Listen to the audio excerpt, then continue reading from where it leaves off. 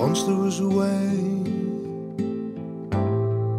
to get back homeward.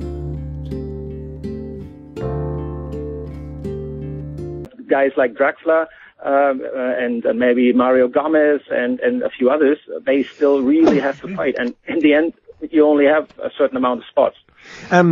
We know we picked up on Andy's sudden violent sneeze there during our chat with Ollie Knack. It's becoming a daily occurrence. We were talking about that bloke will be putting them on YouTube. There'll be a whole series of them. Well, how suddenly and violently that you sneezed, just out of nowhere, Andy. I didn't even know it was coming. Well, there we are.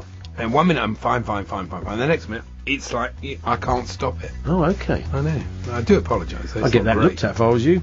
Sneezing. This is talkSPORT. You sneezed in a woman's face once. She was very upset. Yes, that's true. Once there was a way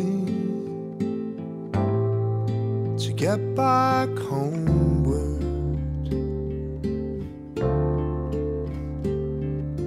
Once there was a way to get back home.